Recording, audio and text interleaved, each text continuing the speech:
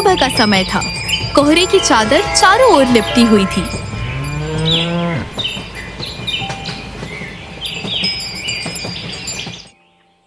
आज तो कोहरा बहुत ज्यादा है। मीना, जरा घर से मेरी चादर निकाल कर दे दो। मैं खेत की तरफ जा रहा हूं।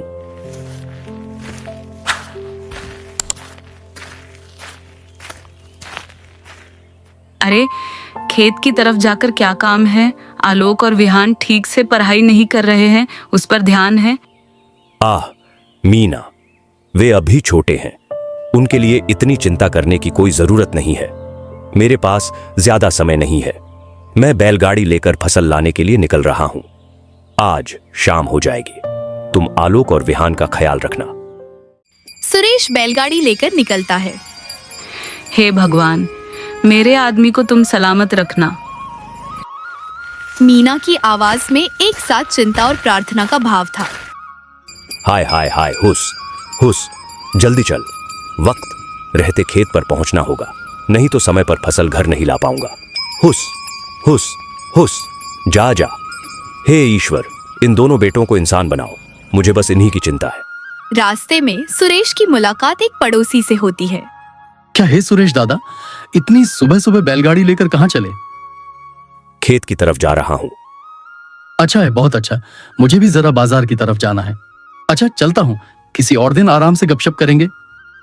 हाँ, सही कहा। इस जा जा, हुस हुस, जल्दी चल। घर पर मीना बच्चों के आने का इंतजार कर रही थी, पर घर में अनाज का एक दाना नहीं था। आलोक और विहान कुछ देर में घर आएंगे। मेरे पास तो पकाने के लिए कुछ भी नहीं है। उन्हें क्या खिलाऊंगी? एक बार काजल दीदी के घर जाकर देखती हूँ, शायद कोई मदद मिल जाए।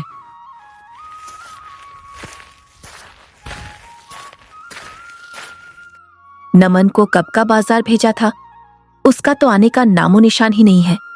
आज आने दो इसे घर। छोटे लोगों को सिर पर बिठाने से यही होता है। नमन आता है। वो देखो, नवाबजादा आ रहा है। मैं आ गया हूँ दीदी। हाँ, मुझे दिख रहा है। आकर तुमने मेरा उद्धार ही कर दिया। और क्या, ये सब मुसीबतें। मैं अभी खाना बनाना शुरू कर दिया। मैं सब कुछ तैयार कर देता हूँ। आप कोई चिंता न करें दीदी। हाँ, जा जा। उसी समय मीना काजल दीदी के घर पहुंचती है। मीना फिर मेरे घर की तरफ क्यों आ रही है? हाँ दीदी, क्या आप मेरी थोड़ी मदद कर पाएंगी? ओहो, तो नमन के हाथ में थैला देखकर पीछे पीछे चली आई। तुम जैसे छोटे लोगों का मुंह देखना भी पाप है। जरूर मछली, अंडा या पैसे लेने आई होगी। घर में कोई अनाज नहीं है। आलोक और विहान पाठशाला गए हैं। उनके चेहरे की तरफ देखकर कुछ मदद कर दीजिए। मेरी बात सुनकर तुम्हें गुस्सा नहीं आता? क्या मुझे सुनाई नहीं देता? क्या मैंने सराय खाना खोल रखा है कि जब चाहोगी तभी मिल जाएगा? बच्चों को पाठशाला भेजने के बजाय किसी के घर काम पर क्यों नहीं लगा देती? बस जो सो मेरी आंखों के सामने से चली जा। मीना रोते हुए घर की ओर भागती है। हे भगवान, काजल दीदी के मन में जरा भी दया नहीं है। आज पेट की खातिर मुझे गुलामी करनी पड़ रही है।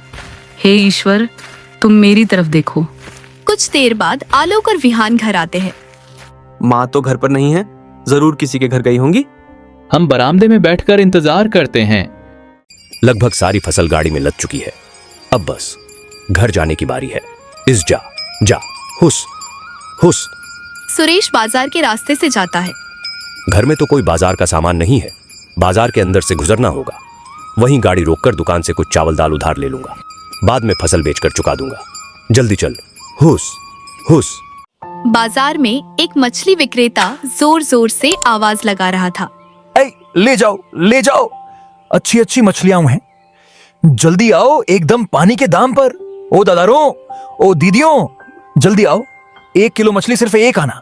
ले जाओ ले जाओ। काफी दूर आ गया हूं। बाजार से सामान लेकर घर जाऊंगा। वो देखो, वो मछली की दुकान दिख रही है। जाकर देखता हूं कि मछली का दाम कितना है। दादा, मछली खरीदेंगे ऐसा लगता है। बताइए कितना किलो दूं? एकदम पानी के दाम पर दे रहा हूं दादा। मेरे पास अभी पैसे नहीं है। फसल बेचकर तब पैसे दूंगा। ये क्या कह रहे हो? क्या तुम्हारा दिमाग खराब हो गया है? उधार दूं तुम जैसे छोटे आदमी को? तुमसे बात करना भी पाप है। भागो बदकिस्मत। हे ईश्वर, गरीब हूं इसलिए कोई ठीक से बात तक नहीं करना चाहता। अच्छा, घर वापस जाता हूं, कल कुछ करना होगा।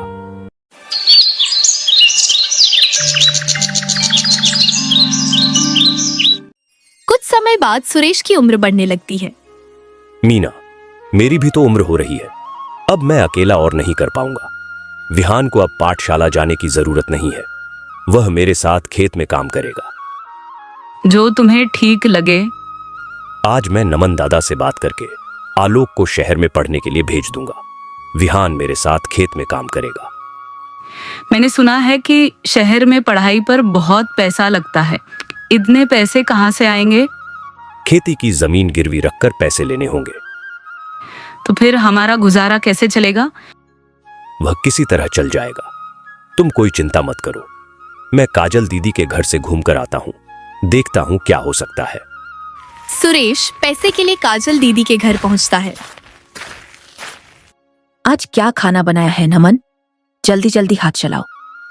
बस हो ही रहा है दीदी, बस थोड़ी देर और इंतजार कीजिए। तब से यही एक बात बोले जा रहा है। अब मुझे लग रहा है कि नया रसोइया रखना पड़ेगा। इतने लोग मरते हैं, ये क्यों नहीं मर जाता? फुसफुसाकर क्या कहा? जरा सुनाना।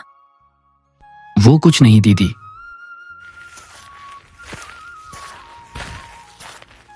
दीदी, मैं बहुत उम्मीद लेकर आपके पास आया हूं। दया करके मुझे खाली हाथ मत लौटाना। मैं साफ कह देती हूँ, मैं कोई पैसा वैसा नहीं दे पाऊंगी। मेरी खेती की जमीन के बदले अगर कुछ पैसा दे देती तो बड़ा उपकार होता। ठीक है, अगर समय पर पैसा नहीं मिला तो मैं तुम्हारी जमीन जायदाद सब छीन लूंगी। ये मैंने तुम्हें बता दिया। नमन, सुरेश को कुछ पैसे दे दो। ठीक है दीदी, मैं अभी पैसे निकालता हूँ। सुरेश काजल दीदी से पैसे लेकर आलोक को पढ़ाने के लिए शहर भेज देता है और विहान गांव में ही रह जाता है। इस तरह दिन कटते हैं, रात गुजरती है और साल बीत जाते हैं। आलोक पढ़ाई पूरी करके एक बड़ी कंपनी में नौकरी पाता है। विहान अपने पिता के साथ खेत में काम करता है। शहर में आलोक के घर। आली और रूहानी, मैं तुम दोनों को देख क्यों नहीं पा रहा हूँ? तुम्हारी परीक्षाएं खत्म हो गई हैं। शायद तुम दोनों घर में टेलीविजन देख रहे होगे। बहुत दिन हो गए, गांव नहीं गया। एक बार मेरे साथ चलोगी? नहीं, मुझे गांव बिल्कुल अच्छा नहीं लगता। तुम्हारी इच्छा है तो तुम जाओ। अगर मैं नहीं गया तो लोग क्या कहेंगे? कुछ दिन पहले माँ गुजर गईं, तब मैंने ऑफिस के काम का बहाना बनाया था और नहीं गया था। अब बच्चों ने जिद पकड़ ली है, अब कुछ नहीं कर सकता। पापा, मैं दादी के घर कब गई थी? दादा के हाथ की कितनी तरह की पीठे खाई थी। हाँ, मुझे याद आया। हम ठंड के समय गए थे। मैंने वहाँ खेत में क्रिकेट खेला था। अब तो हमारी परीक्षा भी खत्म हो गई है, कोई पढ़ाई लिखाई नहीं है। चलो ना पापा, कल दादी के घर चलते हैं। ठीक है, कल सुबह निकलेंगे।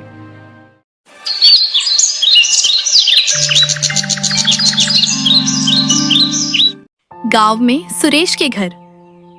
बेटा विहान, कहाँ चला गया रे? मेरी तबीयत ठीक नहीं लग रही है। मुझे लगता है कि मैं अब ज्यादा दिन नहीं बचूंगा। आलोक को देखने की बहुत इच्छा हो रही है। ठीक है बाबा, मैं कल भोर होते ही शहर के लिए निकल जाऊंगा। आप कोई चिंता ना करें, आपको कुछ नहीं होगा। तेरी मां आलोक को देखकर नहीं जा पाई। कितनी चिट्ठियां भेजी, बेटा घर लौटकर नहीं आया। अगले दिन सुबह आलोक, आली और रूहानी के साथ गांव आता है। इतने दिनों बाद आया बेटा। तेरी मां तुझे कितना देखना चाहती थी। ऑफिस के काम में फंस गया था। मुझे कल ही लौटना होगा। बच्चों ने जिद पकड़ ली थी, इसलिए आया हूं। दादा, बच्चों की तो पाठशाला की छुट्टी है, कुछ दिन रह सकते हैं। मुझे तू दादा मत बुला, मैं तेरा भाई हूं। यह बात मैंने अभी तक किसी को नहीं बताई है, इसलिए दादा के बजाय साहब बोल। यह तू कैसी बात कर रहा है बेटा? आलोक, मैंने बचपन से कितने संघर्ष करके तुझे पाला है। रहने दो बाबा उन सब बातों को। तुम्हें याद है सुरेश, अगर सही समय पर पैसा नहीं चुका पाए तो मैं तुम्हारी जमीन जायदाद सब तुम लोगों से छीन लूंगा। कान खोलकर सुन लो, बस 1 महीना और, 1 महीने बाद मैं फिर आऊंगा। अगर पैसे नहीं दे पाए तो सब कुछ मेरा हो जाएगा। वह कहकर चला जाता है। बाबा विहान, तुमने सब सुन लिया। तुम्हारी माँ की आखिरी निशानी है यह घर। इसे किसी भी तरह हाथ से मत जाने देना। यह तो बड़ी मुसीबत में फंस गया। ये सब बुजुर्गी मैं एक फूटी कौड़ी भी नहीं दे पाऊंगा। मैं चला। ए आली, रूहानी, चलो। ऐसे गुस्सा करके मत जा भाई। हे ईश्वर, आखिरकार मुझे यह दिन भी देखना पड़ा जिसे इतने कष्ट से पाला। उसने आज मुंह फेर लिया।